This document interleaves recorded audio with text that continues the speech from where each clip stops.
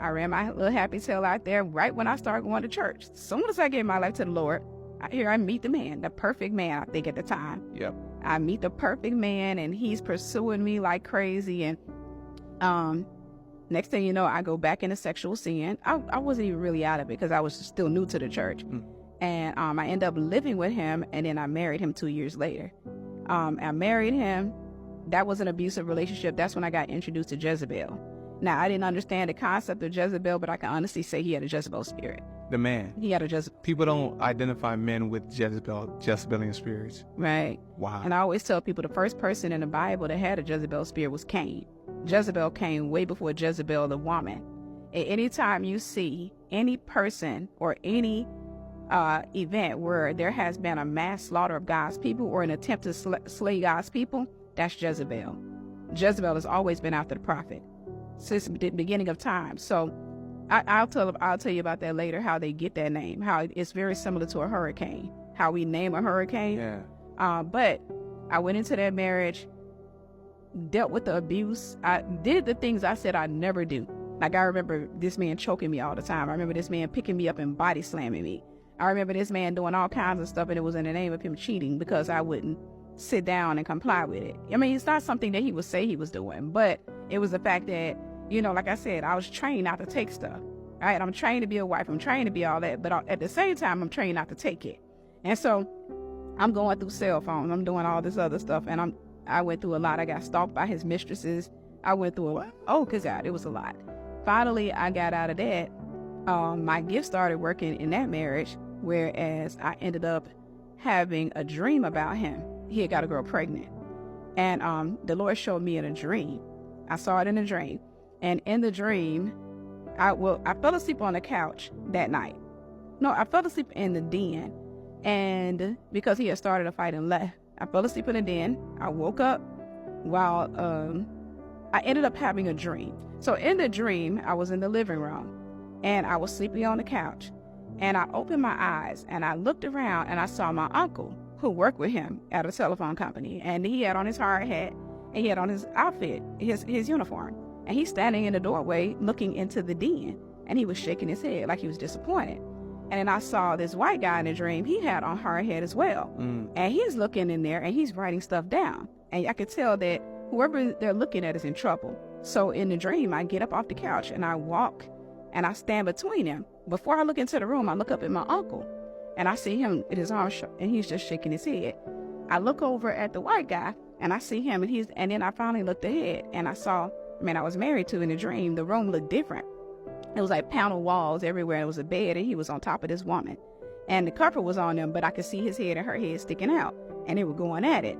They were going at it heavy. And in a dream... That's terrible. It's horrible. Yeah. In a dream, I saw her features. And I happened to look at him, my uncle, and I said, she's pregnant now. There's no way she's not pregnant. And then I woke up. When I woke up from that dream, it wasn't a few minutes later, I heard him pulling into the driveway. So he comes into the house and he's looking. And I said, when he came through the door, he's thinking I'm in the bedroom. And I saw him when he stuck his head and I said, I'm in here. And I said, come in, let me talk to you. And when he came in, I said, hey, listen, I got no beef with you. I don't want to fight with you. And I said, honestly, it's very clear to me you really don't want to be married. You're not ready for that. And I said, I forgive you for that. And I said, I'm going to go ahead and file for divorce. And I said, because I need you to live your life and I need you. And I'm still lying down on the couch, mind you. We had a sectional. He was sitting at the other end of the sectional. So he's just sitting there. He's not saying a thing. And finally, I told him the dream. And this is the craziest thing. I told him the dream. And when I looked over at him, his eyes, first he was kind of looking down and he starts looking up at me. Because I started telling him and I described the girl to him. And he knew I had never saw her. He knew that I knew there was a mistress and I thought she was a dark-skinned woman. But I told him the woman in the dream, I said she's light-skinned, she got sandy colored hair, it looks like it's natural, it's pulled in a ponytail. There were glasses on the nightstand. And I always tell people I saw the Bible come to life because this man slid off the couch like a snake and started crawling toward me. He slid towards you? He starts crawling towards me. Like an arm, like he was in an army. He starts crawling towards me.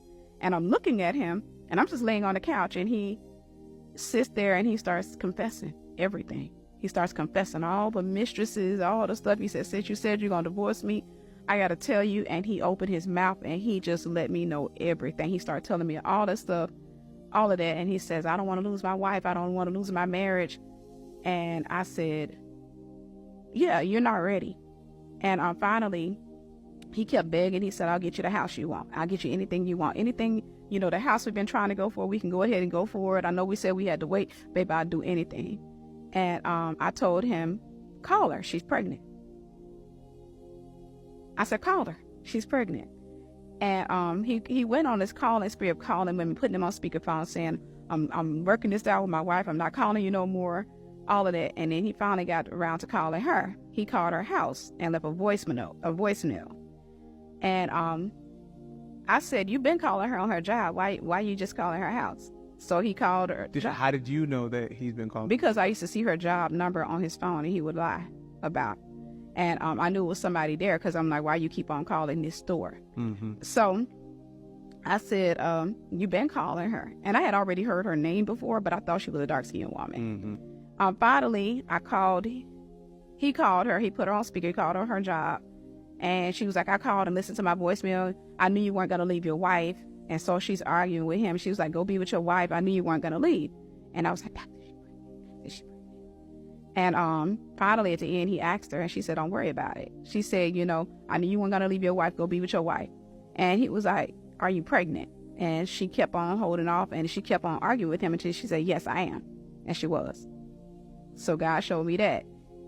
I stuck with him through it because he begged, which was silly. He got me into that house, which is what demons do. Whenever a demon realizes you're about to leave it, it's going to take you into a deeper contract. Huh. Whenever it realizes you're about to leave, when it realizes it's losing its grip on you. And so he's like, let's get this house. And I signed this deed. I'm signing this paperwork. We finally started buying this big 3,500 square foot home. Oh, nice house. Right, nice house. And after we got settled in, it was 7 times worse. The abuse, the cheating, everything was 7 times worse. If I thought he was a monster, he became a monster on steroids then. Because yes, he got more abusive, he got more crazy.